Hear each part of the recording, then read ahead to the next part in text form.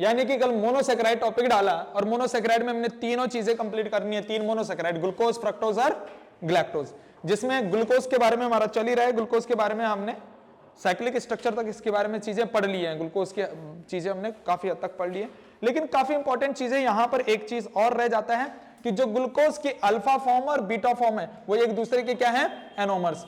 और इन्हीं alpha beta form को अगर मैं ग्लूकोज की पानी में डिसॉल्व कर दूं, इन्हीं अल्फा बीटा फॉर्म को अगर मैं ग्लूकोज की पानी में डिसॉल्व करूं, जैसे अल्फा ग्लूकोज और बीटा ग्लूकोज है, तो पानी में अगर इसको डिसॉल्व करता हूं तो ये अपने रोटेशन को क्या कर देते हैं, रिवर्ट कर देते हैं। ये अपने रोटेशन को क्या कर देते हैं, हाँ, मतलब जो रोटेशन एक्चुअल में रोटेशन उनका होता है वो रोटेशन क्या हो जाता है, थोड़ा सा रिवर्ट हो जाता है। और किस तरह से रिवर्ट होता है उसके बारे में मैं बताता हूं तुम लोगों को। और वो घटना अपने पास आती है किसके लिए, म्यूटा रोटेशन। तो ये सबसे स्टार पॉइंट टॉपिक है यहां पर, म्यूटा रोटेशन करके कोई भी क्वेश्चन आता है अपने पास, म्यूटा रोटेशन। तो आज का जो टॉपिक रहेगा वो म्यूटा रोटेशन रहेगा। म्यूटा रोटेशन, म्यूटा रोटेशन क्या है रमोला, एक बात ध्यान सुनना कि यहां पर अपने पास मान लीजिए कौन सा ग्लूकोज है, बीटा ग्लूकोज, कौन सा, बीटा ग्लूकोज है रमोला, ठीक। और दूसरा अपने पास क्या है रमोला, अल्फा ग्लूकोज। एक बात ध्यान सुनना, म्यूटा रोटेशन समझा रहा हूं मैं, ठीक है। अच्छा, अल्फा ग्लूकोज कितना परसेंट ले लिया, 64% यानी 64% अल्फा ग्लूकोज ले लिया। बीटा ग्लूकोज कितना बच गया, 36% यानी 36%, ठीक है। तो अगर मैं इस अल्फा बीटा ग्लूकोज की बात करता हूं, 36% बीटा ग्लूकोज को अगर मैंने पानी में डाला तो इसका रोटेशन क्या रहता है, इसका रोटेशन रहता है 19 डिग्री, यानी कि ये पीपीएल को रोटेट करता है 19 डिग्री राइट में, यानी कि इसका प्लस रोटेशन है ना, ये प्लस रोटेशन दिखाता है, यानी कि डेक्स्ट्रो रोटेटरी रोटेशन दिखाता है, यानी कि पीपीएल को क्या कर रहा है, प्लेन पोलराइज लाइट को कितना रोटेट कर रहा है, 19 डिग्री डेक्स्ट्रो में, राइट हैंड फैशन में। जबकि ये अगर देखें, इतना परसेंट ग्लूकोज अगर देखें अल्फा वाला, तो ये 112 डिग्री से रोटेट करता है पीपीएल को, 112 डिग्री से रोटेट करता है पीपीएल को, वो भी प्लस रोटेशन इसका भी, ठीक है। चाहे अल्फा हो चाहे बीटा हो, उनका प्लस रोटेशन होता है, डेक्स्ट्रो रोटेशन, यानी कि ये भी पीपीएल को रोटेट करता है कितना, 112 डिग्री। लेकिन अगर मैंने इसको भी एक दिन तक पानी में रख दिया, एक दिन तक, इसको भी एक दिन तक पानी में रख दिया, यानी कि दोनों को अगर एक एक दिन तक मैंने पानी में रख दिया, तो इसका जो रोटेशन है 19 से बढ़कर कितना हो जाता है, 52 डिग्री रोटेशन हो जाता है इसका। 19 डिग्री से बढ़कर कितना हो जाता है, 52 डिग्री रोटेशन हो जाता है किसका, बीटा डी ग्लूकोज का। इसका मतलब है वो 19 डिग्री से रोटेट करके थोड़ा सा एंगल उसका बढ़ गया ना, रोटेशन वाला एंगल उसका बढ़ गया, यानी कि वो पीपीएल को अब इतना डिग्री रोटेट कर पा रहा है राइट में।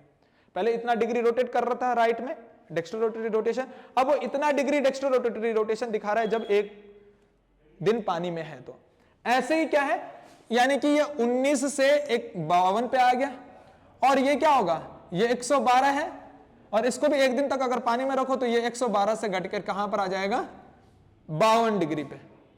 इसका मतलब है कि अल्फा वाला जो ग्लूकोज है वो 112 डिग्री से घटकर 52 हो जाएगा एक दिन अगर पानी में रखा, और बीटा ग्लूकोज जो है वो 19 डिग्री रोटेशन से इंक्रीज होके 52 डिग्री रोटेशन में ला देगा पीपीएल को, अगर उसको भी एक दिन तक हमने पानी में रखा।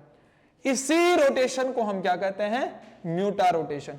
ये अपना रोटेशन चेंज कर रहा है, ये 19 से चेंज करके कहां हो रहा है, 52 पे, और ये 112 से डिक्रीज यानी कि चेंज करके कहां आ रहा है, 52 पे। आई बात समझ में।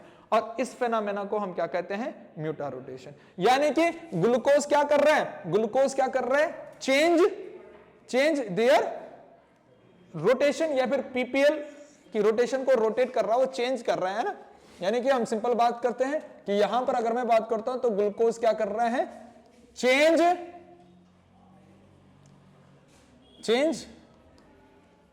देयर रोटेशन, हम सिंपल ये बोल सकते हैं।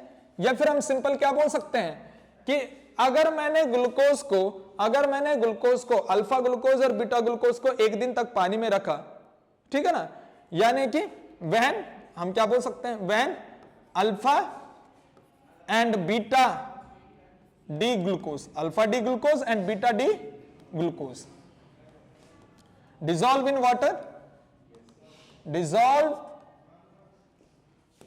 in water,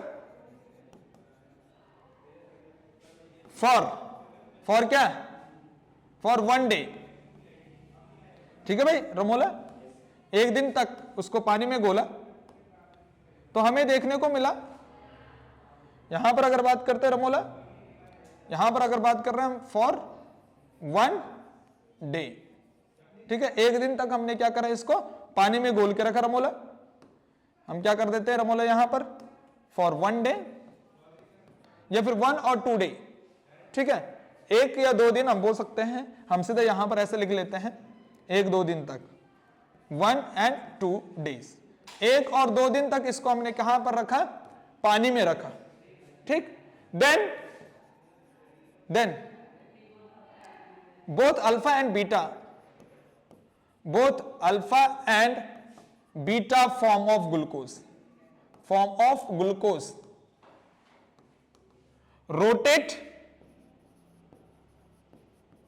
rotate its rotation। ठीक है, जैसे अगर मैंने बोला अल्फा डी ग्लूकोज या फिर अल्फा डी प्लस ग्लूकोज हम बोल सकते हैं, पूरा अगर लिखना चाहें तो क्या हो जाएगा, अल्फा डी प्लस ग्लूकोज। किस तरह से चेंज कर रहा है, अल्फा डी प्लस ग्लूकोज किस तरह से चेंज कर रहा है, कहां से कहां, चेंज फ्रॉम,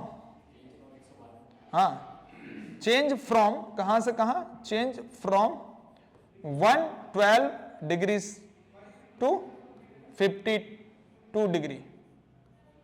ठीक, ये वाला। And beta D plus glucose ये क्या करेगा, सेम चेंज फ्रॉम कहां से कहां, 19 से 52। ठीक है, तो इसी घटना को हम ग्लूकोज की क्या कहते हैं, म्यूटा रोटेशन कहते हैं, और ये बहुत ज्यादा इंपॉर्टेंट है, ये पेपर में आता है म्यूटा रोटेशन ऑफ ग्लूकोज। ठीक है ना। अच्छा, इसके बाद भी एक और इंपॉर्टेंट टॉपिक है कंफर्मेशन ऑफ ग्लूकोज। ये भी काफी इंपॉर्टेंट है, इसको मैं ट्रिपल स्टार लगाता हूं। इसमें से कोई एक क्वेश्चन तो आता ही आता है भाई, कंफर्मेशन टेस्ट फॉर ग्लूकोज या फिर of glucose molecule. Confirmation test of glucose molecules के लिए क्या है, कंफर्मेशन टेस्ट। कंफर्मेशन टेस्ट करने हैं हमें ग्लूकोज मॉलिक्यूल के लिए। अब कौन कौन से कंफर्मेशन टेस्ट है, कुछ 5-6 कंफर्मेशन टेस्ट है, जिसमें से सबसे पहला कंफर्मेशन जो टेस्ट आता है वो आता है कि हमें ये पता करना है कि ग्लूकोज में 6 कार्बन है, और 6 कार्बन क्या है, लीनियरली अरेंज है। लीनियरली अरेंज का मतलब है कि कार्बन क्या है, एक से साथ एक जुड़ा हुआ है, यानी कि 6 के 6 कार्बन एक ही पेरेंट चेन में है। इस तरह से हमें पता करना है, क्योंकि ग्लूकोज हमने देखा है ना कि भाई एक के बाद एक कार्बन, इस तरह से 6 कार्बन जुड़े हैं। तो वही चीज मुझे कंफर्म करना है कि ग्लूकोज क्या है, 6 कार्बन का मॉलिक्यूल है, और वो उसमें 6 के 6 कार्बन क्या है, लीनियरली अरेंज है। तो ये अगर कंफर्म करना है, यानी कि लीनियर स्ट्रक्चर ऑफ ग्लूकोज। सबसे पहले क्या है, to confirm linear structure of glucose, ऐसा कर लेते हैं, टू कंफर्म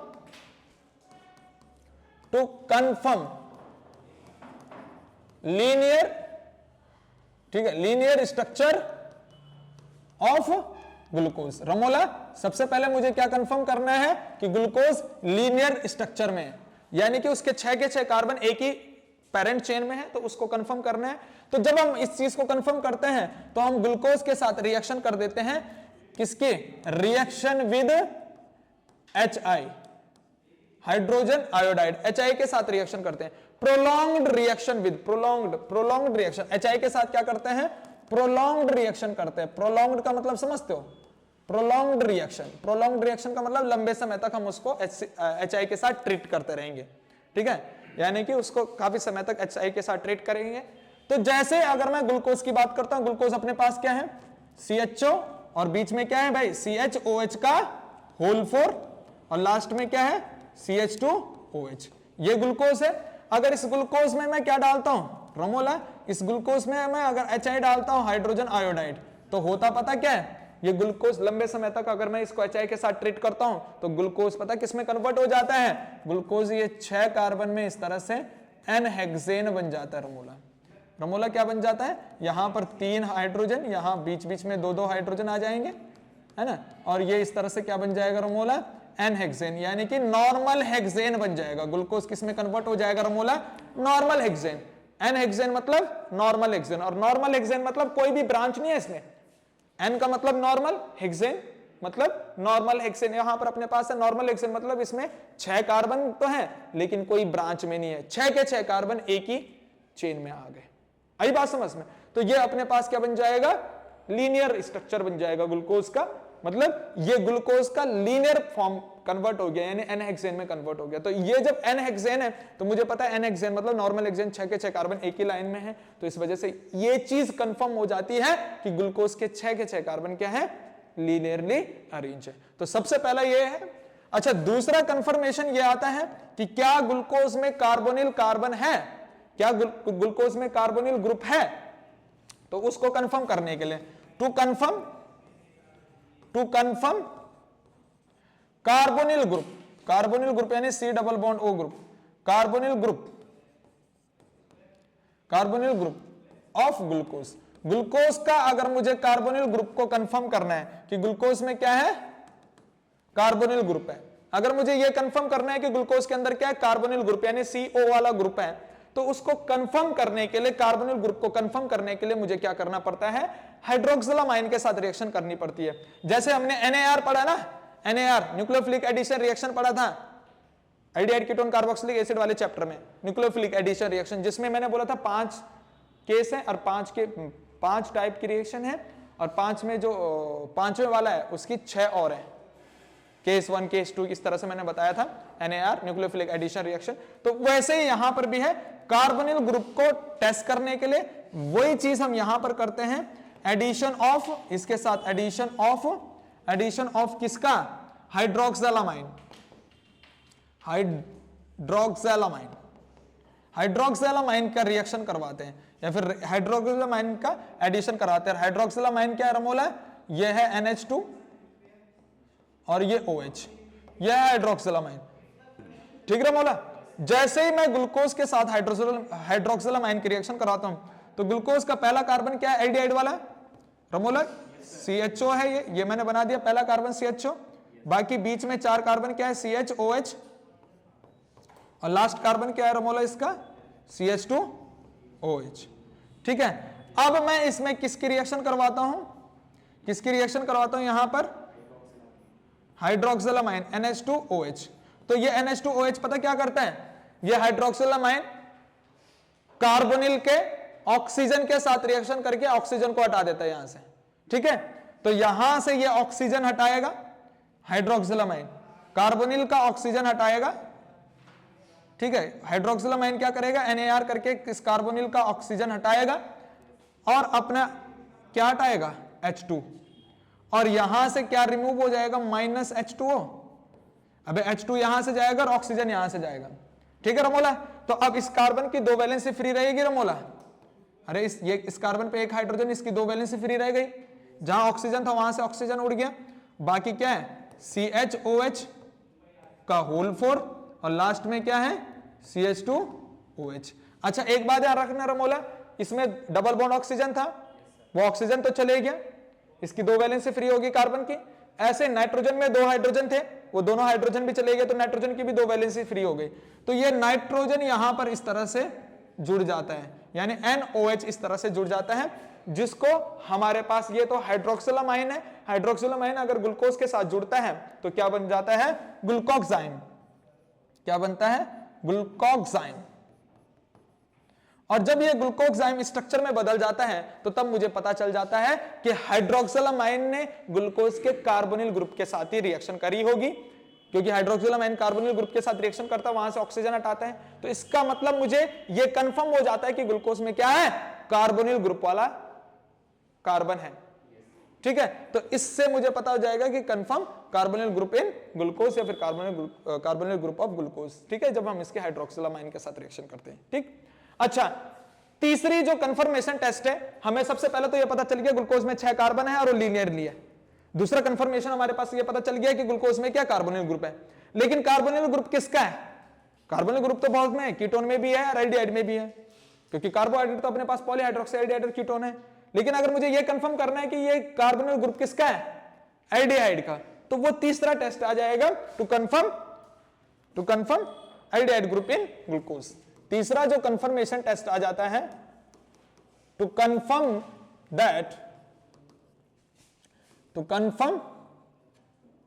एल्डिहाइड ग्रुप, सीधा ऐसा कर लेते हैं CHO ग्रुप ऑफ ग्लूकोज। अगर मुझे ग्लूकोज का CHO ग्रुप को कंफर्म करना है, एल्डिहाइड ग्रुप को मुझे क्या करना है, कंफर्म कि ग्लूकोज में क्या है, एल्डिहाइड ग्रुप है या नहीं। तो उसको कंफर्म करने के लिए देखो, सबसे पहले तो हम एक छोटा सा ऐसा कर सकते हैं जो हम इससे पहले भी पढ़ चुके हैं कि हम क्या कर सकते हैं, इसमें हम क्या टॉलरेंस रिएजेंट टेस्ट कर सकते हैं। ठीक है, अगर टॉलरेंस रिएजेंट टेस्ट दे दिया इसका मतलब एल्डिहाइड है, तो हम इसमें सिंपल क्या कर सकते हैं, टॉलरेंस रिएजेंट टेस्ट कर सकते हैं। पर लेकिन टॉलरेंस रिएजेंट टेस्ट इससे पहले वाले चैप्टर में है, इस वाले चैप्टर में हमारे पास पता क्या दे रखा है, टॉलरेंस रिएजेंट टेस्ट तो हम कर सकते हैं। अगर टॉलरेंस रिएजेंट टेस्ट के लिए पॉजिटिव टेस्ट आया तो इसका मतलब इसमें क्या होगा, एल्डिहाइड, क्योंकि टॉलरेंस रिएजेंट टेस्ट पॉजिटिव होता है ना एल्डिहाइड के लिए। लेकिन टॉलरेंस रिएजेंट अगर ना करें इस चैप्टर में, अगर हम बात करें कि क्या यहां पर टेस्ट करने के लिए है, तो यहां पर ब्रोमीन वाटर हम यूज कर सकते हैं या फिर HCN यूज कर सकते हैं। ठीक है, यहां पर दो तरीके यहां पर दे रखे हैं, यानी कि reaction with bromine water Br2 plus H2O, इसको हम बोलेंगे ब्रोमीन वाटर, इसको हम ऐसा बोल सकते हैं ब्रोमीन वाटर। ब्रोमीन वाटर के साथ रिएक्शन सबसे पहला, और दूसरा हम किसके साथ रिएक्शन करेंगे, यहां पर reaction with HCN, hydrogen cyanide. अब ये इसमें पता क्या होगा, ये दोनों क्या करते हैं, ये दोनों ही कार्बोनिल के एल्डिहाइड वाले ग्रुप के साथ रिएक्शन करते हैं, जो कार्बोनिल वाला एल्डिहाइड है ना उसके साथ रिएक्शन करते हैं, यानी कि ये एल्डिहाइड का कंफर्मेशन देगा। सबसे पहले अगर मैं बात करता हूं ब्रोमीन वाटर क्या करता है, एल्डिहाइड को ऑक्सीडाइज करेगा, एल्डिहाइड को ऑक्सीडाइज करेगा, और ऑक्सीडाइज करके क्या कर देगा, एल्डिहाइड का ऑक्सीडेशन करेगा। क्या करेगा, ऑक्सीडेशन, और किस में बदल देगा, एल्डिहाइड का ऑक्सीडेशन करने पर क्या बनेगा, कार्बोक्सिलिक एसिड बना देगा। जो भी एल्डिहाइड ग्रुप है उसको कार्बोक्सिलिक एसिड में बदल देगा। तो अगर मैं यहां पर बात करता हूं तो ये ग्लूकोज है CHO पहला, और बाकी क्या है CHOH, 4 कार्बन वाले CHOH है, ठीक, और लास्ट में क्या है CH2OH, इस तरह से। ठीक, इसके साथ रमोला ब्रोमीन वाटर डाला, रमोला Br2 किसके साथ, वाटर के साथ, इस तरह से ब्रैकेट में वाटर भी लिख सकता है वो छोटा सा, ठीक है, ब्रोमीन वाटर। और तो क्या होगा रमोला, ये ब्रोमीन वाटर क्या करेगा, जो केवल और केवल एल्डिहाइड ग्रुप है उस एल्डिहाइड ग्रुप को किस में बदल देगा, ये कार्बोक्सिलिक एसिड में। तो अब ये एल्डिहाइड ग्रुप का क्या बना दिया इसने, कार्बोक्सिलिक एसिड, बाकी किसी भी को भी नहीं छेड़ा इसने। ठीक है, ये एल्डिहाइड के लिए ऑक्सीडाइजिंग एजेंट की तरह काम कर दिया इसने, केवल एल्डिहाइड के छेड़ा। ठीक है, तो अगर यहां पर ग्लूकोज है तो ग्लूकोज को, इस ग्लूकोज का एल्डिहाइड ग्रुप इसने क्या करा, ऑक्सीडाइज करा, और इस तरह से अपने पास आगे क्या बना दिया, ग्लूकोनिक एसिड। क्या बना दिया, ग्लूकोनिक एसिड। मुझे पता है ग्लूकोज में पहले कार्बन पे एल्डिहाइड होता है, लेकिन ग्लूकोनिक एसिड में पहले कार्बन पे कार्बोक्सिलिक होता है। आई बात समझ में, तो मुझे पता चल गया कि जैसे मैंने ब्रोमीन वाटर ग्लूकोज में डाला होगा तो उसने पहले कार्बन का एल्डिहाइड को किसमें बदल दिया, कार्बोक्सिलिक एसिड में, यानी कि ग्लूकोज से ग्लूकोनिक एसिड बदल चुका है। इसका मतलब यह कंफर्म हो गया कि ग्लूकोज में क्या है रमोला, एल्डिहाइड। अच्छा, दूसरा हम क्या कर सकते हैं, HCN के साथ रिएक्शन कर सकते हैं, क्योंकि HCN के साथ वही NAR reaction, nucleophilic addition reaction, कि H किसके साथ जुड़ेगा, यहां पर HCN में क्या आएगा, रमोला, HCN का क्या टूटेगा, H पॉजिटिव और CN नेगेटिव। ठीक है, ये H पॉजिटिव किसके साथ जाएगा, नेगेटिव के साथ, और ये CN नेगेटिव किसके साथ जाएगा, पॉजिटिव के साथ। ठीक है ना, और ये अपने पास न्यूक्लियोफाइल की तरह काम करेगा, और न्यूक्लियोफिलिक एडिशन रिएक्शन होगा ये रमोला। यहां पर ध्यान से सुनना, यहां पर जैसे ये अपने पास ग्लूकोज का एल्डिहाइड ग्रुप है ना रमोला, ग्लूकोज का एल्डिहाइड ग्रुप है, यहां पर मैंने H बनाया और यहां C डबल बॉन्ड O बना दिया, ये एल्डिहाइड है। बीच में अपने पास क्या है, CHOH रमोला, बीच में क्या है, CHOH का होल, और लास्ट में CH2OH, ये ग्लूकोज है। अब जैसे ही रमोला मैंने इसमें क्या डाला, HCN डाला, तो तुझे पता है H पॉजिटिव और CN क्या है, नेगेटिव। जैसे HCN डाला तो वैसे ही ये पाई बॉन्ड इधर कार्बोनिल के बीच का पाई बॉन्ड क्या करेगा, ऑक्सीजन की तरफ जाएगा, मोर इलेक्ट्रोनेगेटिव की तरफ, तो ऑक्सीजन होगा नेगेटिव और कार्बन बनेगा पॉजिटिव। तो ऑक्सीजन नेगेटिव किसको खींचेगा अपनी तरफ, हाइड्रोजन पॉजिटिव को, और Cn नेगेटिव किस पे जाएगा, कार्बन पॉजिटिव पे। आई बात समझ में? इसका मतलब है कि अब यहां से पाई बॉन्ड हटा, अब यहां से पाई बॉन्ड हटा रमोला, तो क्या हुआ, कार्बन का ये H तो है ही, लेकिन यहां से जब पाई बॉन्ड हटा तो ऑक्सीजन हो गया सिंगल बॉन्ड, रमोला ऑक्सीजन क्या हो गया, सिंगल बॉन्ड हो गया, और सिंगल बॉन्ड नेगेटिव पे क्या आया, हाइड्रोजन पॉजिटिव OH इस तरह से, और इस कार्बन पॉजिटिव पे क्या आया, Cn नेगेटिव इस तरह से। बाकी वो वाले नीचे हैं ऐसे CH2 या CHOH रमोला, बाकी ये तो क्या है CHOH का होल 4 और नीचे क्या है CH2OH, और ये अपने पास बनता है ग्लूकोसाइनोहाइड्रिन, ठीक है ना, क्या बनता है, ग्लूकोसाइनोहाइड्रिन, ग्लूकोसाइनोहाइड्रिन स्ट्रक्चर बनता है। और जब ये स्ट्रक्चर बनता है तो मुझे पता चलता है कि इसका मतलब क्या है कि ग्लूकोज में एल्डिहाइड ग्रुप है, क्योंकि एल्डिहाइड में जो CHO ग्रुप है उस CHO में जो कार्बन पॉजिटिव बनेगा और ऑक्सीजन नेगेटिव बनेगा, ऑक्सीजन नेगेटिव पे क्या जुड़ेगा, H पॉजिटिव, और Cn नेगेटिव कहां जुड़ेगा, कार्बन पॉजिटिव पे। तो ये दो रिएक्शन है किसको पता करने के लिए कि ग्लूकोज में क्या है, एल्डिहाइड। और अगर ये वाली याद ना हो तो इस वाले को ज्यादातर याद कर लेना भाई, ब्रोमीन वाटर वाली ज्यादातर ये आती है कि ब्रोमीन वाटर क्या है, एल्डिहाइड के लिए ऑक्सीडाइजिंग एजेंट की तरह काम करता है, एल्डिहाइड ग्रुप को किसमें बदल देता है, कार्बोक्सिलिक एसिड में। अगर हम ग्लूकोज देखते हैं तो ग्लूकोज में जैसे ब्रोमीन वाटर डालते हैं तो वो किसमें बदल जाता है, ग्लूकोनिक एसिड में। इसका मतलब उसने एल्डिहाइड ग्रुप को क्या कर दिया, ऑक्सीडाइज कर दिया।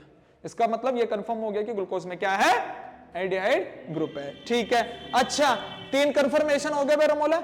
अगर चौथा कंफर्मेशन मुझे ये करना है कि ग्लूकोज में बहुत सारे हाइड्रोक्सी ग्रुप है, क्या है, ग्लूकोज में बहुत सारे हाइड्रोक्सी ग्रुप है ना, कि glucose have many hydroxy group, अगर मुझे ये कंफर्म करना है, टू कंफर्म दैट क्या क्या कंफर्म करना रमोला, हाँ ग्लूकोज इज अ पॉलीहाइड्रोक्सी है ना, या फिर ग्लूकोज में क्या है, many hydroxy OH group, many OH group है, बहुत सारे हाइड्रोक्सी ग्रुप हैं ग्लूकोज में, तो ये कंफर्म करना है। तो इसके कंफर्म करने के लिए हम क्या करते हैं, इसको कंफर्म करने के लिए रमोला हम क्या करते हैं, एसिड एनहाइड्राइड के साथ इसकी रिएक्शन करवाते हैं ग्लूकोज के साथ, ठीक है, reaction with acid anhydride, acid anhydride के साथ रिएक्शन करवाते हैं रमोला। एसिड एनहाइड्राइड के साथ रिएक्शन करवाएंगे तो किस तरह से होगा, जैसे रमोला ये अपने पास ग्लूकोज है, ये CHO है, अब इसमें क्या है CHOH का होल 4 और लास्ट में क्या है CH2OH रमोला, ये चीज है अपने पास, ठीक है। जैसे मैंने यहां पर सुशील एसिड एनहाइड्राइड डाला, एसिड एनहाइड्राइड किस तरह से CH3 C double bond O यहां पर C डबल बॉन्ड O और ये CH3। अब क्या होता है, यहां पर होता क्या है, ध्यान से सुनना, ये बॉन्ड टूटता है इधर से, ठीक, तो ऑक्सीजन बनता है नेगेटिव और कार्बन बनता है पॉजिटिव। अच्छा यहां से क्या होता है, यहां से क्या होता है, जहां जहां OH है वहां से जाता है H, जहां जहां OH है वहां से क्या जाता है H, यानी कि H पॉजिटिव जाएगा और ऑक्सीजन नेगेटिव, H पॉजिटिव जाएगा और ऑक्सीजन नेगेटिव, ठीक। और ऑक्सीजन नेगेटिव किसको खींचेगा, ऑक्सीजन नेगेटिव किसको खींचेगा, ये ऑक्सीजन नेगेटिव किसको खींचेगा, इस कार्बन पॉजिटिव को। ये ऑक्सीजन नेगेटिव किसको खींचेगा, इस कार्बन पॉजिटिव को।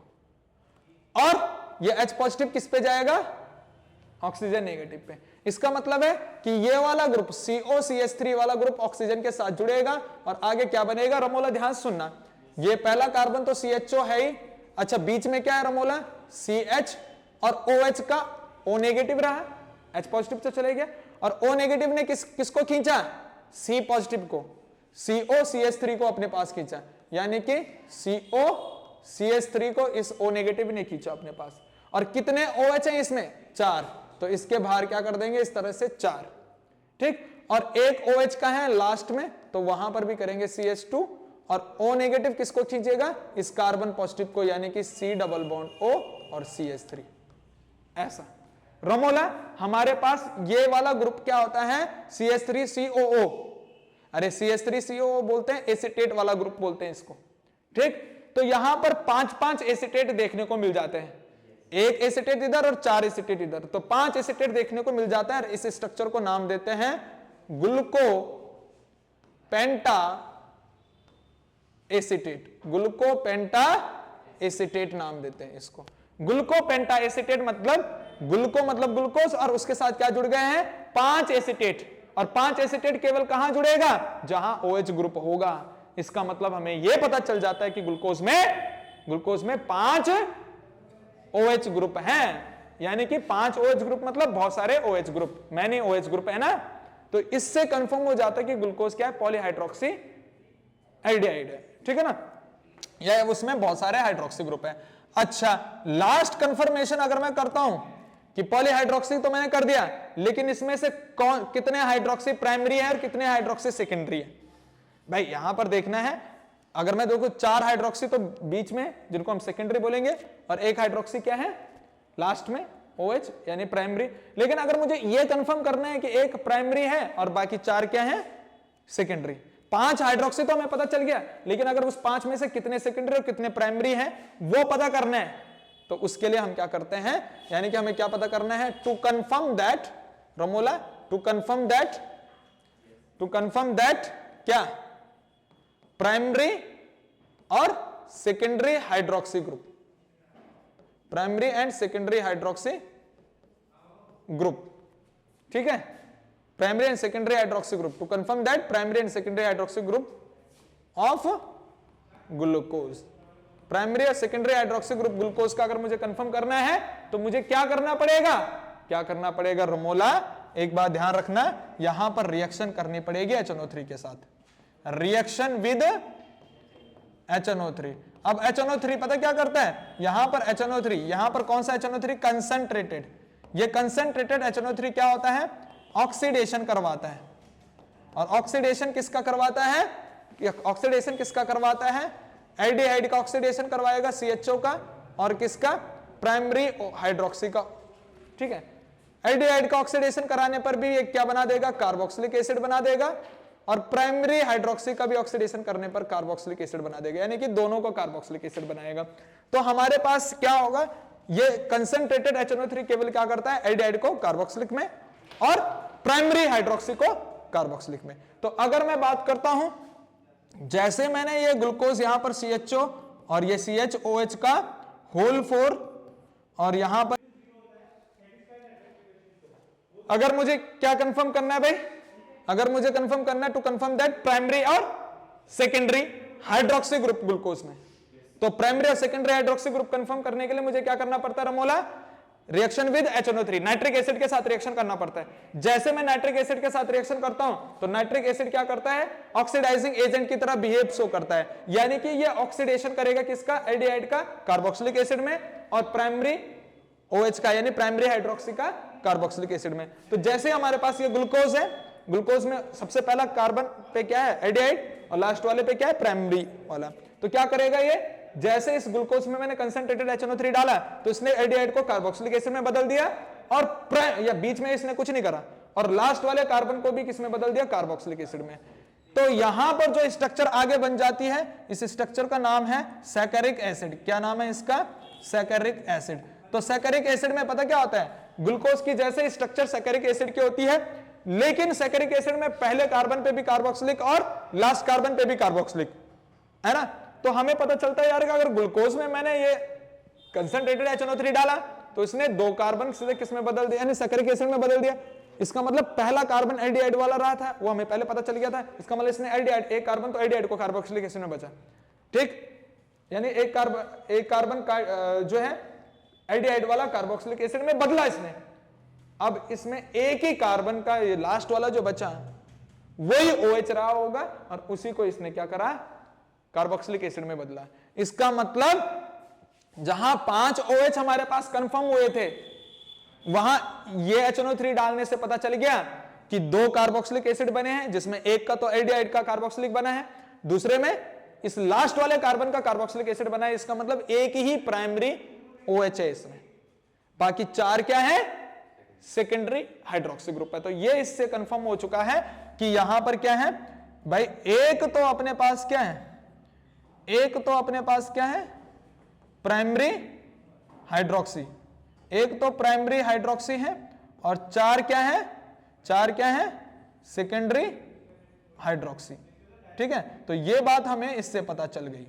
आई बात समझ में? तो ये कंफर्मेशन टेस्ट है और इन कंफर्मेशन टेस्ट में से कोई भी टेस्ट पूछा जा सकता है, तो ये बहुत ज्यादा इंपॉर्टेंट है। ये 5 के 5 कंफर्मेशन टेस्ट हमने याद रखने भाई, बहुत इंपॉर्टेंट है, यहां से क्वेश्चन आता है। ठीक है, तो इतना तो हमारे पास किसके बारे में था रमोला, ग्लूकोज के बारे में। ग्लूकोज के बारे में तो कंप्लीट हो चुका है, यानी कि मोनोसेक्राइड में अगर हम बात करें, मोनोसेक्राइड में अगर बात करें, मोनोसेक्राइड में अगर बात करें, इस तरह से हमने मोनोसेक्राइड पढ़ा था। मोनोसेक्राइड में हमने ग्लूकोज को कंप्लीट कर दिया है।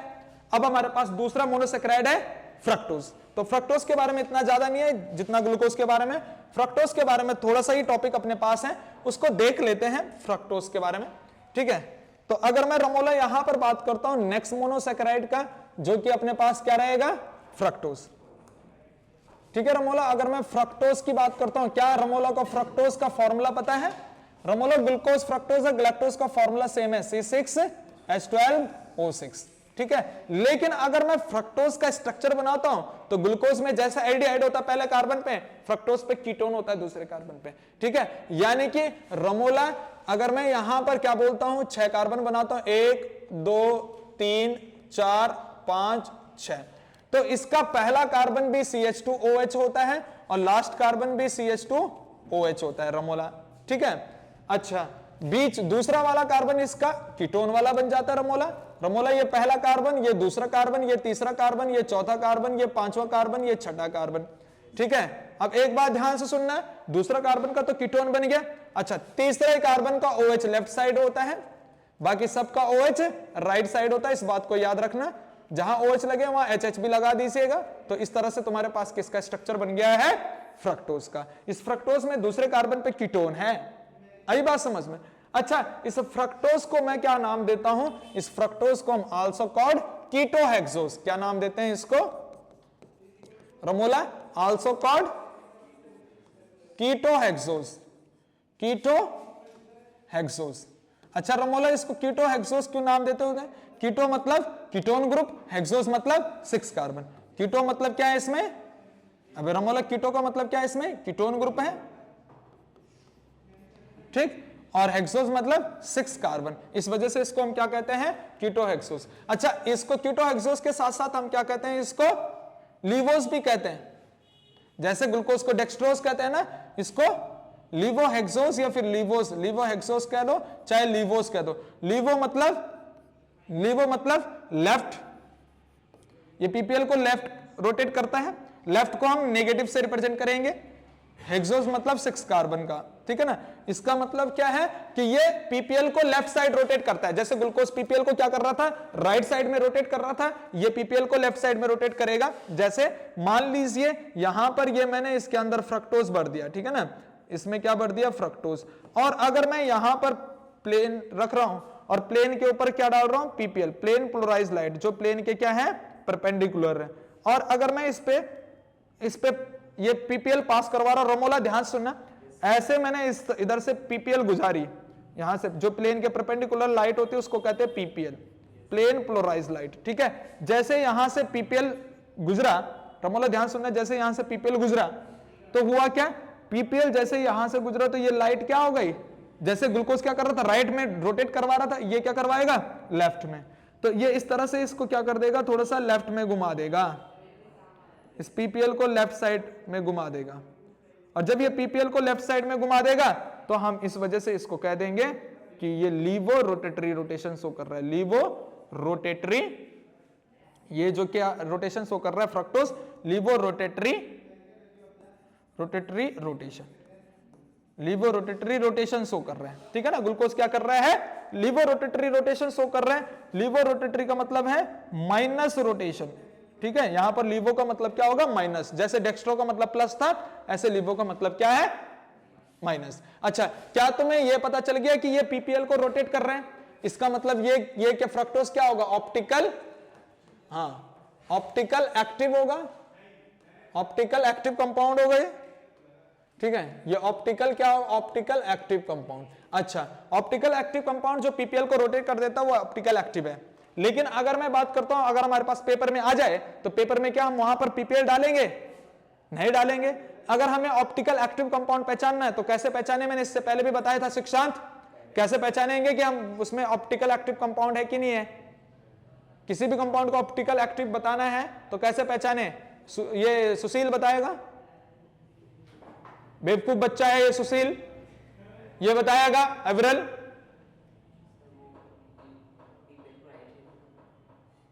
बेवकूफ है ये, महामूर्ख। अच्छा, ये बताएगा, हाँ क्रिस बताएगा, उसमें क्या होगा, कायरल कार्बन। ठीक है, मैं बोल रहा हूं, ठीक है, ऑप्टिकल एक्टिव कंपाउंड क्या होता है, जो पीपीएल को राइट घुमा दे या लेफ्ट घुमा दे, जैसे ग्लूकोज राइट घुमा रहा है और फ्रक्टोज लेफ्ट घुमा रहा है। लेकिन मैं वहां पर देखूंगा ना जहां पर मेरे पास प्रैक्टिकल आए, तो वहां पर पीपीएल डालूंगा, तब जो राइट घुमाएगा वो डेक्स्ट्रो रोटेटेड रोटेशन है, जो लेफ्ट घुमाएगा वो लीवर रोटेटेड रोटेशन, और जो घुमाएगा वो ऑप्टिकल एक्टिव कंपाउंड, और जो नहीं घुमाएगा ऑप्टिकल इनएक्टिव कंपाउंड। लेकिन वो तो तब है ना जब प्रैक्टिकल है। लेकिन अगर कॉपी पे लिख के दे दिया बताओ इसमें से, या फिर पेपर में लिख के आ जाए कि बताओ इसमें से ऑप्टिकल एक्टिव कौन है या फिर ऑप्टिकल इनएक्टिव कौन है, तो ऑप्टिकल एक्टिव वो होता है जिसमें कायरल कार्बन होता है। मैंने इससे पहले वाले लेक्चर में भी बताया, कायरल कार्बन वो होता है जिसके चारों वैलेंसी अलग अलग ग्रुप और एटम से सेटिस्फाइड हो, उसको हम क्या कहते हैं, कायरल कार्बन कहते हैं। और अगर कोई भी दो वैलेंसी एक जैसी हो गई कार्बन की, तो वो कायरल नहीं रहेगा, वो क्या हो जाएगा, अकायरल। और जिसमें अकायरल कार्बन होता है वो ऑप्टिकली इनएक्टिव होगा, और जिसमें कायरल कार्बन होता है वो ऑप्टिकल एक्टिव होगा। जितना ज्यादा कायरल कार्बन होगा उतना ज्यादा ऑप्टिकल एक्टिव होगा। अब अगर मैं बात करता हूं, यहां पर ध्यान सुनना, अगर मैं ये फ्रक्टोज वाली स्ट्रक्चर को देखता हूं, ठीक है भाई, बेवकूफ बच्चा सुशील ध्यान से सुनना, यहां पर अगर यहां फ्रक्टोज की मैं बात कर रहा हूं, फ्रक्टोज में अगर कायरल कार्बन देख रहा हूं तो कायरल कार्बन क्या क्या फ्रक्टोज का पहला वाला कार्बन कायरल है? क्या पहला वाला कार्बन कायरल है? ये बताएगा सुशील, पहला कार्बन कायरल है? कायरल का मतलब क्या होता है, चारों वैलेंसी डिफरेंट ग्रुप से सेटिस्फाइड हो। तो अगर मैंने यहां पर देखा ये कार्बन, तो ये नीचे साइड तो पूरा डिफरेंट ग्रुप है, इधर एक साइड OH है, लेकिन दो हाइड्रोजन एक ही पे आ गए, है ना, दो हाइड्रोजन एक जैसे आ गए, दो वैलेंसी एक जैसे एटम ने सेटिस्फाइड कर दी, तो ये कायरल कार्बन नहीं है, ये वाला कार्बन क्या है, अकायरल। अच्छा, दूसरा कार्बन देखते हैं, क्या दूसरा कार्बन कायरल होगा रमोला? क्या दूसरा कार्बन कायरल होगा? दूसरा कार्बन भी कायरल नहीं है, क्योंकि ऊपर अलग वैलेंसी नीचे अलग वैलेंसी, और इधर दोनों वैलेंसी एक ही एटम ने सेटिस्फाइड कर दी, तो ये भी कायरल नहीं है। क्या तीसरा कायरल कार्बन होगा अंशिका? हाँ, तीसरा कायरल कार्बन होगा, क्योंकि ऊपर अलग, राइट साइड अलग, लेफ्ट साइड अलग, और नीचे पूरा का पूरा ये ग्रुप अलग, तो इसका मतलब यहां पर जो है तीसरा कार्बन कायरल है। मैंने इसको क्या कर दिया, स्टार बना दिया, तीसरा कार्बन कायरल है। क्या चौथा कार्बन कायरल है रमोला? चौथा कार्बन कायरल बोल रहा है रमोला, ऊपर वाला भी अलग, राइट वाला भी अलग, लेफ्ट वाला भी अलग, और नीचे वाला भी अलग, इसका मतलब इसका चौथा कार्बन भी क्या है, कायरल है। क्या पांचवा कायरल कार्बन है? बिल्कुल सही बोल रहा है रमोला, क्योंकि ऊपर साइड मैंने अलग ग्रुप लगा दिया, right side OH, left side H, और नीचे साइड अलग ग्रुप, तो ये पांचवा कार्बन भी क्या है, कायरल है। ठीक है, अच्छा क्या रमोला छठा कार्बन कायरल है? छठा कार्बन भी कायरल नहीं है। पहला, दूसरा और छठा ये कायरल नहीं होता, बाकी जो तीन बीच के बच गए, तो इसमें तीन कायरल कार्बन है, इसमें तीन कार्बन क्या है, कायरल। और अगर मैं बोलता हूं एक भी कार्बन अगर कायरल होता है तो वो ऑप्टिकल एक्टिव होता है, यहां पर तो तीन तीन है, तो इसलिए ये क्या है, ऑप्टिकल एक्टिव। इसमें क्या है, ऑप्टिकल एक्टिव क्यों है, क्योंकि इट हैव 3 कायरल कार्बन, इसमें क्या है, 3 कायरल कार्बन है, इस वजह से ऑप्टिकल एक्टिव है। और कौन सा ऑप्टिकल एक्टिव है, ये किस साइड घुमा रहे हैं, लेफ्ट साइड। इसका मतलब जो ये फ्रक्टोज है, इस फ्रक्टोज को मैं क्या लिख सकता हूं रमोला? क्या इस फ्रक्टोज का स्ट्रक्चर मैं ऐसा बना दूं अपने पास रमोला, यहां पर CH2OH, बीच में क्या CO, और यहां पर CHOH का कितना, होल थ्राइस, और लास्ट में क्या आ जाएगा, CH2OH। क्या इस फ्रक्टोज को मैं ऐसा लिख सकता हूं रमोला? इसका सेकंड लास्ट कार्बन को OH देखना किस साइड है, सेकंड लास्ट कार्बन, अगर मैं सिंपल देखना रमोला, क्या मैं इसको फ्रक्टोज लिख पा रहा हूं रमोला? क्या मैं इसको फ्रक्टोज लिख पा रहा हूं? फ्रक्टोज लिख दिया। अच्छा, फ्रक्टोज तो मैंने लिख दिया रमोला, लेकिन अगर मैं यहां पर बात कर रहा हूं कि ये left side lever rotatory rotation कर रहा है, लेफ्ट साइड पीपीएल को घुमा रहा है, तो ये फ्रक्टोज में मैं क्या लिखूंगा, माइनस फ्रक्टोज। भाई रमोला, यानी कि माइनस फ्रक्टोज मतलब लेफ्ट साइड घुमा रहा है, ठीक है, माइनस फ्रक्टोज हो गया। अच्छा, अब मैं बताता हूं इस फ्रक्टोज को मैं किसके साथ देखता हूं कि ये कौन सी फॉर्म है ग्लिसरेडिएट की। ग्लिसरेडिएट की दो फॉर्म होती है, डी और एल, ठीक। तो डी फॉर्म अगर देखें तो डी फॉर्म क्या होगी, अगर सेकंड लास्ट कार्बन का OH राइट साइड हो तो डी फॉर्म हो जाएगा, अगर सेकंड लास्ट कार्बन का OH लेफ्ट साइड है तो एल फॉर्म हो जाएगा। यहां पर देखता हूं कि फ्रक्टोज का सेकंड लास्ट कार्बन का OH किस साइड है, right side. Second last carbon यानी कि पांचवें कार्बन का OH किस साइड है, राइट साइड। इसका मतलब ये क्या है, डी फॉर्म है ग्लिसरेडिएट की, और मैंने यहां पर क्या कर दिया, डी लिख दिया। इसका मतलब मैंने इसका नाम क्या लिख दिया, डी माइनस फ्रक्टोज। क्या नाम लिख दिया इसका, डी माइनस फ्रक्टोज। सुशील समझ पा रहा है तू, इसका नाम क्या लिख दिया मैंने, डी माइनस फ्रक्टोज लिख दिया। अब मैं इसका भी अल्फा बीटा फॉर्म बनाऊंगा, तो अल्फा बीटा फॉर्म बनाने के लिए इसकी साइक्लिक स्ट्रक्चर मुझे बनानी पड़ेगी, ठीक है। तो अगर मैं इसका साइक्लाइजेशन करता हूं, अगर मैं इसका साइक्लाइजेशन कर रहा हूं, ध्यान सुनना। अच्छा, डी का मतलब क्या है, डी का मतलब क्या है, रिजेबल विद डी फॉर्म ऑफ ग्लिसरेडिएट, और माइनस का मतलब क्या है, लीवर रोटेटरी रोटेशन, और फ्रक्टोज फ्रक्टोज है ही। अच्छा, अगर मैं इसका साइक्लाइजेशन करता हूं, साइक्लिक स्ट्रक्चर बनाता हूं, साइक्लाइजेशन ऑफ फ्रक्टोज, फ्रक्टोज का साइक्लाइजेशन करते हैं, तो फ्रक्टोज का जो साइक्लिक स्ट्रक्चर है, फ्रक्टोज का जो साइक्लिक स्ट्रक्चर है वो किसके साथ रिजेंबल करता है, रिजेंबल विद, है ना, साइक्लिक स्ट्रक्चर, ये बात याद रखना है, cyclic structure of fructose resemble with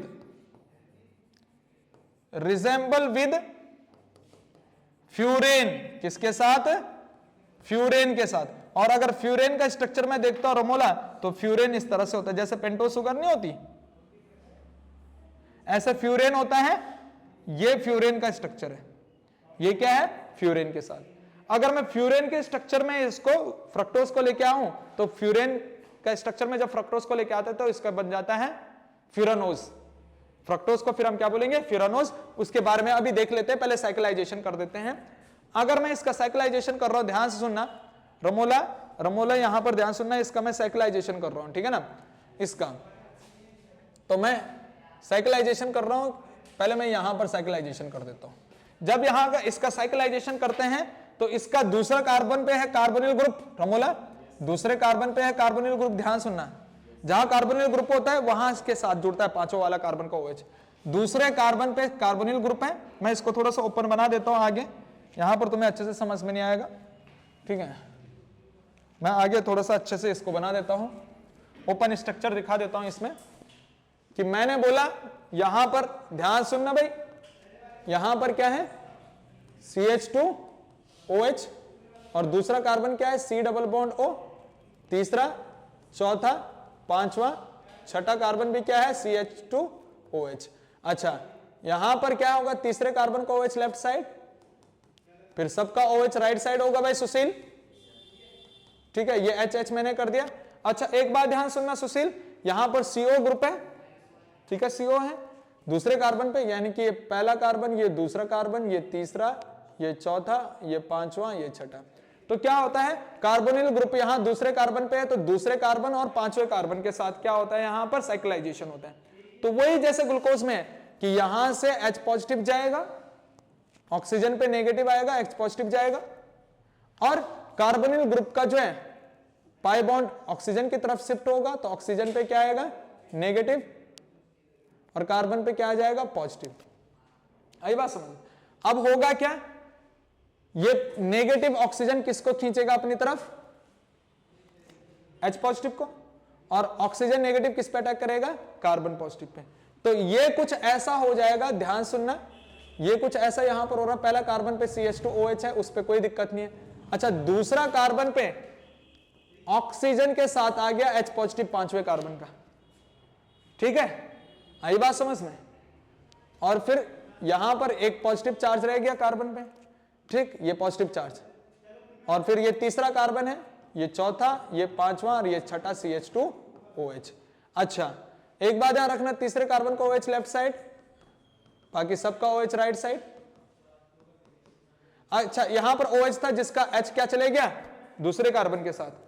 ये ऑक्सीजन नेगेटिव है, यहां पर ऑक्सीजन नेगेटिव किसके साथ बॉन्ड बनाएगा, इस कार्बन पॉजिटिव के साथ। तो ये साइक्लिक स्ट्रक्चर बन गई, एक तुम्हें देखने को मिल रही होगी, ये साइक्लिक स्ट्रक्चर बन गई। ठीक है, यानी कि ये पांचवा कार्बन और ये दूसरा कार्बन साइकिल के अंदर आ गए, यानी कि दूसरा, तीसरा, चौथा, पांचवा कार्बन साइकिल के अंदर आ गए, छठा कार्बन साइकिल से बाहर है, पहला कार्बन भी साइकिल के बाहर है। यानी कि इसमें साइकिल के अंदर केवल कितने कार्बन है, 4 कार्बन। अच्छा, क्या मैं इसको क्या लिख रहा था, इसको मैं क्या लिख रहा था, ये सारी चीजें, इसको मैं लिख रहा था डी, है ना, माइनस फ्रक्टोज लिख रहा था। ठीक है, अरे डी माइनस फ्रक्टोज लिख रहा था। अब पता क्या हो गया, अगर दूसरे कार्बन का OH आया किस साइड, राइट साइड, तो ये अल्फा फॉर्म बनती है। जैसे वहां पर ग्लूकोज में पहले कार्बन का आ रहा था, क्योंकि पहले कार्बन पे कार्बोनिल ग्रुप था, यहां पर दूसरे कार्बन पे कार्बोनिल ग्रुप। तो अगर दूसरे कार्बन का कार्बोनिल ग्रुप का, यानी दूसरे कार्बन में अगर OH साइक्लाइजेशन करने पर, फ्रक्टोज का साइक्लाइजेशन करने पर, देख देख देख देख इधर देख ध्यान से, फ्रक्टोज का साइक्लाइजेशन करने पर दूसरे कार्बन का OH अगर राइट साइड आया तो ये क्या बन जाती है, अल्फा फॉर्म बन जाती है फ्रक्टोज की। तो अब क्या हो गया, alpha, alpha D minus fructose हो जाएगा ना इसका नाम।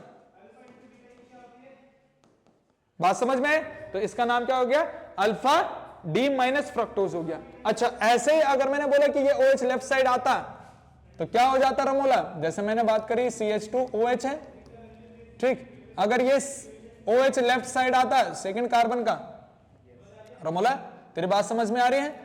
ठीक है, और ये तीसरा कार्बन, ये चौथा कार्बन, ये पांचवा कार्बन और ये लास्ट में CH2OH। अच्छा, पांचवें कार्बन पे ऑक्सीजन और दूसरे कार्बन पे कार्बन पॉजिटिव एक दूसरे के साथ बॉन्ड बना देंगे। ठीक, अच्छा अब बात करते हैं तीसरे कार्बन का OH लेफ्ट साइड, ठीक है, चौथे का राइट साइड ही है ये H। तो अब एक बात ध्यान सुनना, अगर वो दूसरे कार्बन का OH साइक्लाइजेशन करते समय, अगर साइक्लाइजेशन करते समय दूसरे कार्बन का OH लेफ्ट साइड आया तो वो कौन सी फॉर्म बन जाएगी रमोला, बीटा। बीटा फिर क्या, डी, और फिर क्या रमोला, फिर क्या माइनस आएगा और फिर फ्रक्टोज। क्या रमोलो को ये बात समझ में आ रही है? ठीक है, तो ये बीटा वाली फॉर्म बन जाएगी फ्रक्टोज की साइक्लाइजेशन में और ये अल्फा वाली फॉर्म बन जाती है फ्रक्टोज की साइक्लाइजेशन में। लेकिन अगर मैं इस साइक्लिक फॉर्म को, अगर रमोला इस साइक्लिक फॉर्म को मैं फ्यूरेन में अरेंज करता हूं तो ये क्या बन जाएगा, फ्यूरेनोज बन जाएगा। जैसे अगर मैं इसको फ्यूरेन में अरेंज कर रहा हूं तो फ्यूरेन बना रहा रमोला, इसके डबल बॉन्ड हटा देने फ्यूरेन के, और फ्यूरेन में इसको अरेंज कर रहा रमोला, ध्यान सुनना, ये है यहां पर, ठीक है, फ्यूरेन में रिंग में अरेंज कर रहा हूं इसको, यहां पर फ्यूरेन रिंग में अरेंज कर रहा हूं। अच्छा रमोला, यहां पर कार्बन, यहां पर कार्बन। अच्छा, साइक्लिक के अंदर कितने कार्बन है, साइकिल के अंदर कितने कार्बन है रमोला, साइकिल के अंदर कितने कार्बन है, 4। तो 4 कार्बन मतलब 1 2 3 4। पहला कार्बन भी बाहर है रमोला, ध्यान सुन ले यार तू, पहला कार्बन, दूसरा कार्बन, तीसरा कार्बन, चौथा कार्बन, पांचवा कार्बन, छठा कार्बन। दूसरा और पांचवा कार्बन तक क्या है, रिंग के अंदर, पहला और छठा कार्बन क्या है, रिंग से बाहर। अच्छा, इसका मतलब क्या, ये जो दूसरा कार्बन क्या रमोला, जो ये कार्बन तुझे यहां पर दिख रहा है रमोला, क्या ये दूसरा कार्बन होगा और ये तीसरा कार्बन होगा, ये चौथा कार्बन और ये पांचवा कार्बन, ठीक है। अच्छा, दूसरे कार्बन पे जो है, दूसरे कार्बन देखो यहां पर OH किस साइड आ रहा है, दूसरे कार्बन का लेफ्ट साइड, लेफ्ट साइड वाले को हम ऊपर लिखते हैं, राइट साइड वाले को नीचे। तो अगर मैंने यहां पर बोला दूसरे कार्बन का OH लेफ्ट साइड है तो ऊपर लिखा, बाकी जो पहला कार्बन है रिंग से बाहर वो क्या आ जाएगा, CH2OH। रमोला ध्यान सुनना, यहां पर 2 वैलेंसी है ना इसकी, OH वाली और CH2OH वाली, ठीक है, तो ये लिख दिया। अच्छा, तीसरे कार्बन पे क्या है रमोला, तीसरे कार्बन का OH लेफ्ट साइड होता है, तुझे पता है, ऊपर लिखा, H राइट साइड नीचे। अच्छा, चौथे कार्बन का OH राइट साइड तो नीचे लिखो, H ऊपर, ठीक है। अच्छा, फिर पांचवें कार्बन पे क्या है, CH2OH तो बाहर है, तो CH2OH को हमने इस तरह से लिखा CH2 OH इधर, ठीक है, ऊपर लिखा दे चाहे नीचे दिखा दे, ऐसे कोई दिक्कत नहीं है, ठीक। और फिर क्या, बरामूला 5वें कार्बन का ऑक्सीजन के साथ बॉन्ड बना है, यहां पर ऑक्सीजन के साथ बॉन्ड बना है, ठीक है। और CH2OH क्या दिखा दिया तूने, 5वां कार्बन है ना रमोला, ये 5वें कार्बन पे H भी तो है, ठीक है, तो ये H भी इसमें आ जाएगा इस तरह से, ठीक है रमोला। तो ये क्या बन जाएगा, अब देखना इस साइक्लिक स्ट्रक्चर को मैंने फ्यूरेन में अरेंज कर दिया, तो अब क्या बन जाएगा, ये फ्रक्टोज की जगह देखो, बीटा तो बीटा ही रहेगा रमोला, बीटा तो बीटा ही रहेगा, डी का डी ही रहेगा, अच्छा माइनस का माइनस ही रहेगा, फ्रक्टोज की जगह क्या हो जाएगा, फ्यूरानोज हो जाएगा, क्योंकि हमने फ्यूरेन वाली रिंग में इसको अरेंज कर दिया, तो ये फ्यूरानोज हो जाएगा। सेम टू सेम रमोला, इसको भी अगर तो फ्यूरेन वाली स्ट्रक्चर में अरेंज करता है तो क्या बनता है, यहां पर इसको भी अगर मैं फ्यूरेन वाली स्ट्रक्चर में अरेंज कर रहा हूं, अच्छा यहां पर ये दूसरा कार्बन, ये तीसरा कार्बन, ये चौथा कार्बन, ये 5वां कार्बन, रमोला दूसरे कार्बन पे अगर मैं बात कर रहा हूं अल्फा फॉर्म बनाना है, तो दूसरे कार्बन का OH राइट साइड होगा, तो राइट साइड वाले को नीचे दिखाते हैं, लेफ्ट साइड वाला क्या बच जाएगा, CH2OH ऊपर, अच्छा तीसरे कार्बन का OH लेफ्ट साइड होता है इसलिए ऊपर, H नीचे, चौथे कार्बन का OH राइट साइड होगा, नीचे H ऊपर, और 5वें कार्बन पे H भी होता है और CH2OH भी होता है, ठीक है, CH2OH इस तरह से। तो ये कौन सी फॉर्म बन जाएगी रमोला, अल्फा, ये बीटा है, ये हमने अल्फा बनाया ना इधर से, अरे यहीं से उतारा इसको, तो ये क्या हो जाएगा, नाम तो ही रहेगा अल्फा डी माइनस, और फ्रक्टोज की जगह क्या हो जाएगा, फ्यूरानोज, क्या हो जाएगा रमोला, फ्यूरानोज। तो क्या यहां पर ये बात समझ में आई है, तो फ्रक्टोज का साइक्लाइजेशन भी हो चुका है, फ्रक्टोज हमारे पास इतना ही है, फ्रक्टोज अपने पास क्या है, इतना ही है, ठीक है। तो फ्रक्टोज वाला मोनोसेक्राइड भी कंप्लीट हो चुका है रमोला, फ्रक्टोज वाला मोनोसेक्राइड भी कंप्लीट हो चुका है, बस अब एक मोनोसेक्राइड रह रखा, उसके बारे में ज्यादा नहीं है, उसके बारे में केवल इतना ही है कि वो ग्लूकोज का एपिमर्स है, देख ले लिया अपने पास। अब क्या रह गया, लास्ट अपने पास है ग्लैक्टोज, कौन सा है रमोला, ग्लैक्टोज का फॉर्मूला क्या है, C6H12O6। अच्छा मैं तुम्हें एक बात बता दूं, ग्लूकोज और ग्लैक्टोज एक दूसरे के क्या है, ग्लूकोज और स्टार पॉइंट लिख देता हूं, glucose and galactose, glucose and galactose क्या है एक दूसरे के, ग्लूकोज एंड ग्लैक्टोज क्या, epimers, very very important, epimers to each other. जैसे मैंने बताया तुम्हें अल्फा और बीटा फॉर्म एक दूसरे की एनोमर्स होती है ना, इससे पहले वाले लेक्चर में जो भी अल्फा बीटा फॉर्म है वो एक दूसरे के एनोमर्स होते हैं, लेकिन ग्लूकोज और ग्लैक्टोज एक दूसरे के क्या है, एपीमर्स है, वेरी वेरी इंपॉर्टेंट। अब ये एपीमर्स का मतलब क्या है, जो हमारे पास ग्लूकोज है, एक बात ध्यान सुनना, ग्लूकोज का क्या होगा, ग्लूकोज क्या है, CHO है, दूसरा कार्बन, तीसरा कार्बन, चौथा कार्बन, 5वां कार्बन और छठा कार्बन, रमोला ध्यान सुनना, छठे कार्बन पे CH2OH होता है, अच्छा तीसरे कार्बन का OH रमोला लेफ्ट साइड होगा, बाकी सबका OH राइट साइड होगा, इतना तो तेरे को पता है ग्लूकोज में। अब एक बात ध्यान सुनना, ये H, एक बात ध्यान सुन ले रमोला, ये पहला कार्बन, दूसरा कार्बन, तीसरा कार्बन, चौथा कार्बन, 5वां कार्बन और ये लास्ट में छठा carbon. Same to same structure galactose की भी होती है कि ये ग्लूकोज है की तरह CHO है, पहला कार्बन, दूसरा कार्बन, तीसरा कार्बन, चौथा कार्बन, 5वां कार्बन, छठा कार्बन, छठे कार्बन पे भी क्या होता है, CH2OH। अच्छा रमोला तुझे पता है कि भाई दूसरे कार्बन को OH, ठीक है रमोला, तीसरे कार्बन को OH लेफ्ट साइड, ठीक है रमोला, और इस तरह से यहां पर क्या बन जाता है, ग्लैक्टोज बन जाता है। रमोला ये तो ग्लूकोज है लेकिन ये ग्लैक्टोज है। रमोला तुझे कुछ अंतर देखने को मिल रहे हैं, रमोलन ने बोला हाँ मुझे अंतर देखने को मिल रहा है कि ग्लूकोज में चौथे वाले कार्बन का OH तो राइट साइड है, लेकिन ग्लैक्टोज में चौथे वाले कार्बन का OH भी क्या है, लेफ्ट साइड। यानी कि बिल्कुल ग्लूकोज का ही स्ट्रक्चर है, लेकिन यहां पर चौथे कार्बन में भी पलटी मार दी, यहां पर चौथे वाले कार्बन का OH राइट साइड है, लेकिन यहां पर चौथे वाले कार्बन ने पलटी मार दी, लेफ्ट साइड हो गया OH। बस इतना ही डिफरेंस है ग्लूकोज और गैलेक्टोज में। तो एपिमर्स का मतलब क्या होता है? एपिमर्स का मतलब होता है अगर फोर्थ कार्बन का OH क्या हो जाए? अपोजिट। फोर्थ कार्बन का OH हाइड्रोक्सी ग्रुप क्या हो जाए? अपोजिट हो जाए, तो वो दोनों मॉलिक्यूल एक दूसरे के एपिमर्स बन जाते हैं। आई बात समझ में? सेम स्ट्रक्चर है। देखो अब उसके बाद जैसे ये गैलेक्टोज है ना, इस गैलेक्टोज का वही चीज अपने पास बनता है ग्लूकोज के जैसे। साइक्लाइजेशन करेंगे ना तो ग्लूकोज का अल्फा फॉर्म, तो इसका भी अल्फा फॉर्म, ग्लूकोज का बीटा फॉर्म, तो इसका भी बीटा फॉर्म। पर तुमने क्या करना है, जो ग्लूकोज की अल्फा फॉर्म होगी ना उस पे फोर्थ कार्बन का OH क्या कर देना, तुमने लेफ्ट कर देना है, तो वो अल्फा गैलेक्टोज बन जाएगा। देखो अगर मैं साइक्लाइजेशन करता हूं ना, अरे यार रमोला सिंपल सी बात है, क्या पायरोल रिंग के साथ ऐसा होता है ये, ठीक है, ये ग्लूकोज का पहला कार्बन, ये ग्लूकोज का दूसरा कार्बन, ये ग्लूकोज का तीसरा कार्बन, ये ग्लूकोज का चौथा कार्बन और ये ग्लूकोज का पांचवा कार्बन। अच्छा एक बात सुनना, पांचवें कार्बन पे जो बाहर छठा कार्बन है CH2OH बाहर रहेगा, H अंदर रहेगा। अच्छा पहला कार्बन अगर तो अल्फा फॉर्म बना रहा रमोला, पहला कार्बन का अल्फा फॉर्म OH किस साइड होगा? राइट साइड, तो तूने नीचे दिखाया H ऊपर। दूसरे कार्बन का OH राइट साइड ही होता है, नीचे ऊपर H। अच्छा तीसरे कार्बन का OH किस साइड होता है रमोला? लेफ्ट साइड, तो तूने ऊपर दिखाया नीचे H। अच्छा चौथे कार्बन पे भी ग्लूकोज में चौथे कार्बन पे OH क्या होता है? राइट साइड, लेकिन तू यहां पर ग्लूकोज नहीं बना रहा है, तू क्या बना रहा है? गैलेक्टोज, तो तुझे चौथे कार्बन का OH लेफ्ट साइड रखना है और ये H, तो ये बन जाएगा तेरा अल्फा। और कौन सा? अल्फा डी, ठीक है, क्योंकि पांचवें कार्बन का OH होगा ना राइट साइड, अल्फा डी क्या प्लस क्या? गैलेक्टोज। क्या तू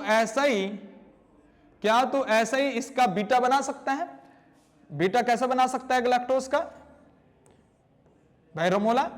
ये पहला कार्बन, दूसरा कार्बन, तीसरा कार्बन, चौथा कार्बन, ये पांचवा कार्बन। अच्छा पांचवें कार्बन पे CH2OH तो क्या होता है?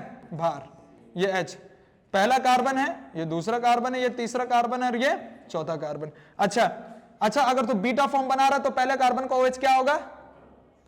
लेफ्ट साइड, तो ऊपर H नीचे। दूसरे कार्बन का OH तो राइट साइड होता है, तीसरे कार्बन का OH लेफ्ट साइड होता है, ठीक। और चौथे कार्बन का OH यहां पर क्या करेगा? तो लेफ्ट साइड ही करेगा। ग्लूकोज में तो राइट साइड होता है लेकिन इसमें लेफ्ट साइड ही करेगा। तो ये क्या बन जाएगा? बीटा बन जाएगा, ठीक है। और बीटा क्या? बीटा डी प्लस क्या? गैलेक्टोज। क्या इतनी बात समझ में आ रही है? देखो अल्फा और बीटा फॉर्म गैलेक्टोज की, एक बात ध्यान रखना है, ठीक है भाई। अल्फा और बीटा फॉर्म जो गैलेक्टोज की है वो बिल्कुल, यानी गैलेक्टोज बिल्कुल ग्लूकोज है, सिंपल सा मतलब समझ लेना। गैलेक्टोज क्या है? ग्लूकोज ही है। लेकिन ग्लूकोज में चौथे कार्बन का भी OH, केवल तीसरे कार्बन का OH लेफ्ट साइड होता है ग्लूकोज में, लेकिन इसमें तीसरे के साथ साथ चौथे कार्बन का OH भी क्या होगा? लेफ्ट हो जाएगा, ठीक है ना। तो जो हमने ग्लूकोज की साइक्लिक स्ट्रक्चर बनाई है वैसे गैलेक्टोज की भी साइक्लिक स्ट्रक्चर है। यहां पर चौथा कार्बन क्या कर देना है? लेफ्ट कर देना, तो अल्फा और बीटा बन जाएगा, ठीक है। और ये एपिमर्स का मतलब समझ चुके हैं? एपिमर्स का मतलब होता है फोर्थ कार्बन का OH अपोजिट साइड हो, ठीक है। तो हमारा पूरा का पूरा मोनोसेक्राइड इसमें कंप्लीट हो गया इस लेक्चर में, ठीक। फिर हम नेक्स्ट लेक्चर में शुरू करेंगे क्या? डाइसेक्राइड। किसी को इसमें कोई दिक्कत है तो पूछ लीजिए। आज जो हमने यहां तक इसको कंप्लीट करा है, ठीक है, आज जो हमने यहां पर ग्लूकोज का म्यूटा रोटेशन से शुरू करा है, क्या म्यूटा रोटेशन में किसी बच्चों को कोई दिक्कत है? नहीं? अच्छा, क्या कंफर्मेशन टेस्ट में हमारे पास 5 कंफर्मेशन टेस्ट हैं।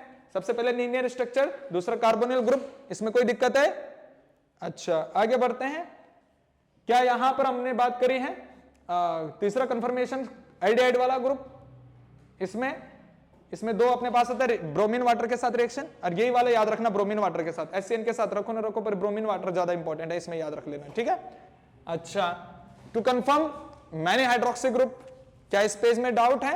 या फिर कंफर्म प्राइमरी सेकेंडरी हाइड्रोक्सी, कोई डाउट है कंफर्मेशन में? इन कंफर्मेशन को बहुत इंपॉर्टेंट याद रख लेना, कोई 1-2 कंफर्मेशन आती है भाई हर साल, तो इसको याद रख लेना। नहीं है कोई डाउट? फिर हम क्या पढ़े? सेकंड फ्रक्टोज पे चले, सेकंड मोनोसैकेराइड फ्रक्टोज। फ्रक्टोज का हमारे पास ज्यादा है नहीं, बस केवल इतना ही है कि ये स्ट्रक्चर है इसका, फिर साइक्लाइजेशन है, लेफ्ट रोटेशन है, ये साइक्लिक स्ट्रक्चर इसका फ्यूरेन के साथ रिजेंबल करता है, इस वजह से इसकी जब साइक्लाइजेशन करते हैं अल्फा बीटा फॉर्म बनाते हैं, फ्यूरेन में अरेंज करते हैं तो फ्यूरानोज बन जाता है। क्या इसमें कोई डाउट है स्पेस में अंशिका? नहीं? अच्छा, फिर लास्ट पेज हम चलते हैं जहां पर हमने ग्लैक्टोज यानी कि लास्ट मोनोसेक्राइड कंप्लीट करा। मैंने बोला ग्लूकोज और ग्लैक्टोज एक ही जैसे हैं, बस ग्लूकोज का चौथा कार्बन का OH राइट साइड होता है, इसमें लेफ्ट साइड कर दो ग्लैक्टोज में, तो वो ग्लूकोज का ग्लैक्टोज बन जाएगा। और ग्लूकोज और ग्लैक्टोज एक दूसरे के क्या है? एपिमर्स हैं, ये सबसे ज्यादा इंपॉर्टेंट है। आई बात समझ में? कोई डाउट है तो पूछ लो। नहीं? चलो